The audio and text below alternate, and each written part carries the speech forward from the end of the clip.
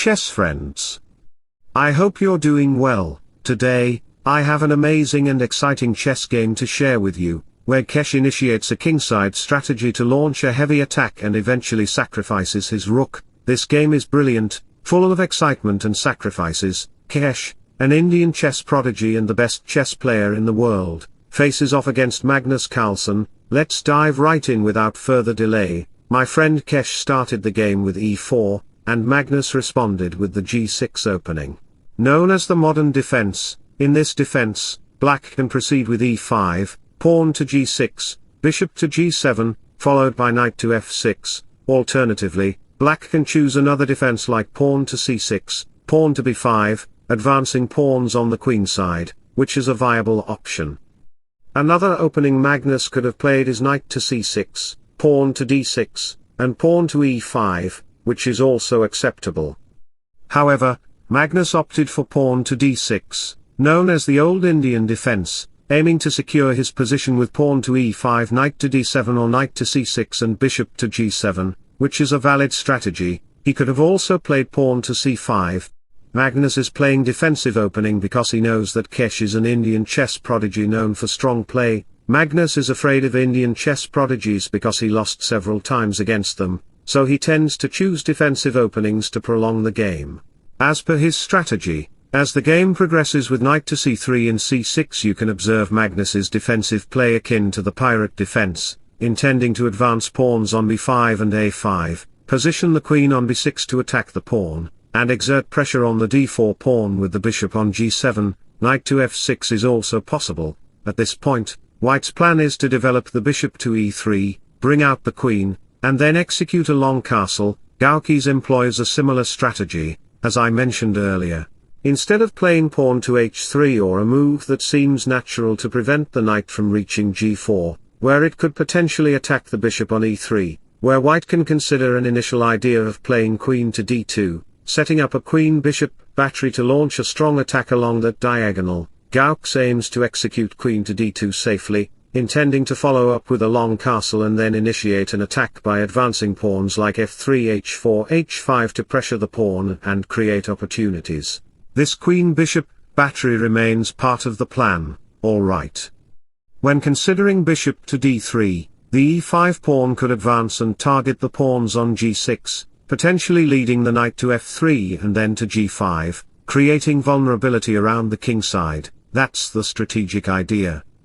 However, bishop to c4 isn't viable due to Magnus Carlsen's defensive pawn structure and limited central lines. In the game, after knight to d7, signaling an intent to advance the pawn to e5, he responds with pawn to f3. His clear goal is to block the knight's entry and advance pawns on g4, h4 and h5. Magnus, countering with pawn to b5, shows he's not lacking in defensive tactics, because his kingside pieces are completely locked and can't move frequently. Moves like queen to c7 and knight to b6 set up potential attacks on the queenside with the knight and other pieces. Instead of castling, Gukesh chooses h4, followed by bishop to d3, prompting Magnus's pawn to h5. This move aims to prevent pawn advances and weakens the g5 square, vulnerable to knight invasions like knight to h3 and knight to g5.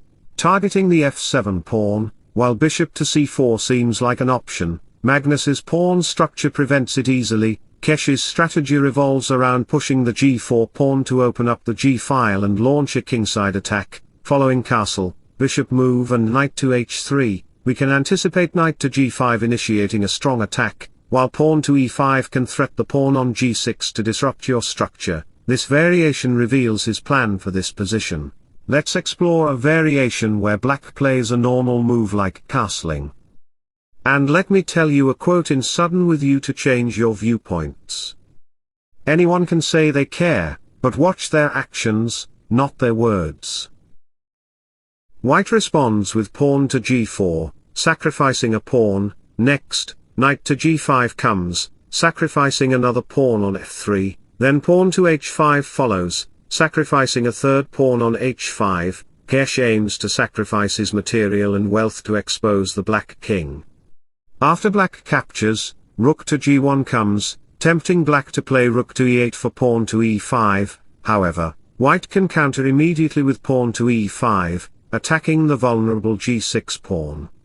This position reveals kingside paralyzation situation for you. For instance, you might be tempted to play b4 in the game, trying to counterplay, but a cunning move arises, knight takes f7, attacking the queen and threatening the bishop on g7. If black captures with the king, bishop g6 check is lethal, as the king can't move back due to rook takes knight. After the king moves to e6, white can easily regain material. This results in an open file for the rook, with bishop g4 check looming, and white dominating the board. Returning to the position, we see that normal moves might not work due to Gukesh's brilliant h4 opening strategy. Magnus didn't play a typical move here. Instead, he opted for bishop takes h3, a seemingly logical and an authentic move. Instead of capturing with the rook, Gukesh opted for g takes h3. Now, rook to g1 is coming to occupy this open file, with the pawn ready to advance to e5, attacking the g6 pawn.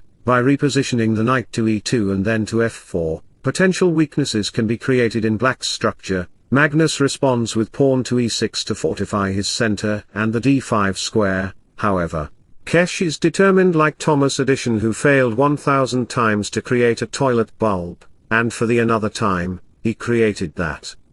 So Gukesh, akin to him, plays pawn to f4, aiming for an insightful and aggressive attack. He pushes the pawn to a5 to threaten black's structure. Pawn to e5 becomes a threat, potentially locking down the position. Magnus counters with pawn to d5, a natural move. After e5 happens in the game, the bishop's diagonal opens up, and the knight moves back, allowing rook to g1 to seize the open file. At this juncture, the g6 pawn becomes vulnerable, and the knight can reinforce itself on e2, followed by g3 to attack the h5 pawn. This is Gukesh's strategy. Black could consider knight to c4, attacking the queen and bishop simultaneously, or play queen to e7 or bishop to h6, both viable options. However, Magnus makes a guerrilla-looking move, bishop to f8, sleeping the bishop in his bed. This move is inaccurate, giving Gukesh the opportunity to execute a higher and cunning strategy by playing rook takes g6, sacrificing the rook aggressively.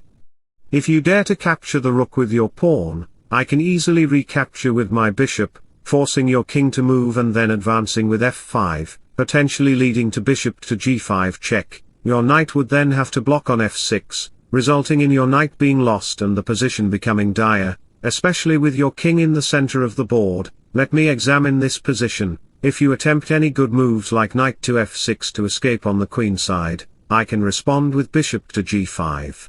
Attacking your knight, even if you protect it with bishop to g7, I can follow up with queen to f4, indirectly targeting the knight on f6. After your king moves to d7, I can capture your pawn on e6, leaving your king vulnerable to queen to f5 check. Your king's position will be compromised, especially if it moves to c8, allowing me to capture your knight on f6. My two connected passed pawns on the 6th rank will be a powerful beast, Tom and Jerry. And your bishop is under threat and the board position in my control. Even capturing the pawn with the bishop won't work, as bishop takes bishop would also attack the queen and rook simultaneously. Therefore, returning to the position, pawn takes rook is not viable due to bishop takes g6. So in my opinion, the best move would be knight takes e5, a sigma male move, sacrificing the knight to accept the king in the queen side and attack the rook on g6, forcing a capture or another defensive move to minimize the damage for black. Magnus didn't take an IQ-enhancing drink to boost his chess tactics, which is why he didn't find the best move. Instead, he moved another knight to the c4 square, which seems natural but is actually an hilarious move. However, Gukesh mistakenly played queen e2. This move is a mistake. At this point, Gukesh should capture the knight on the c4 square, elevating his position significantly, regardless of whether you capture the rook or the bishop. If you capture the bishop, I can immediately move back my rook and secure a healthy position. If you capture my rook, I can play queen g2, attacking the pawn on g6. My bishop can then come to d3, and even if you play king f7 to protect the pawn, I can force your pawn to capture with pawn to f5. Rook to g1 will follow to control the open file and exploit positional weaknesses, turning my pieces into a dinosaur against your rat-like position.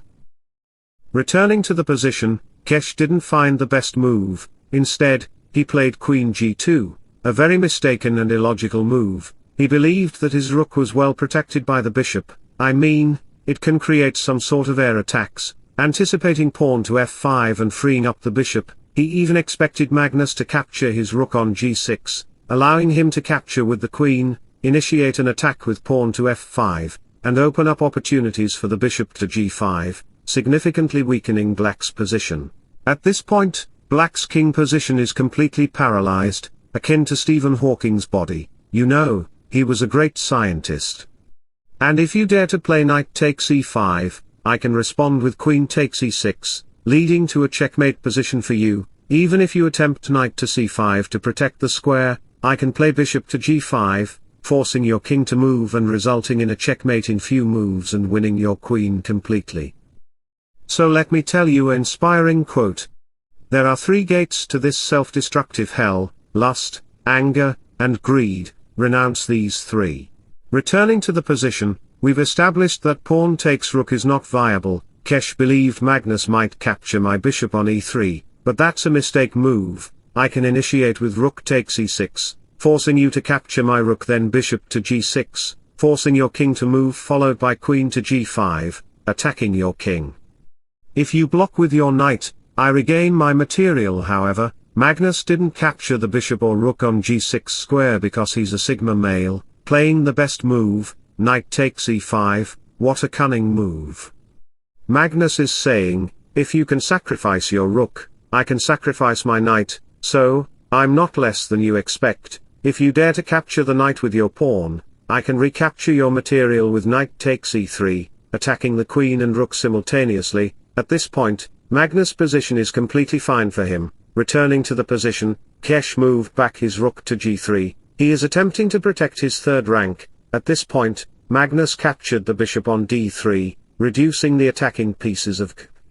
After that, you can see that white has 2 sets of double pawns on the d-file, and the king is slightly exposed. It's ironic that while white initiated a full force attack on the black king's side, in the end, it's the white king that becomes exposed, a truly ironic situation. On the other hand, you can see that the black king is completely safeguarded and secure in this structure.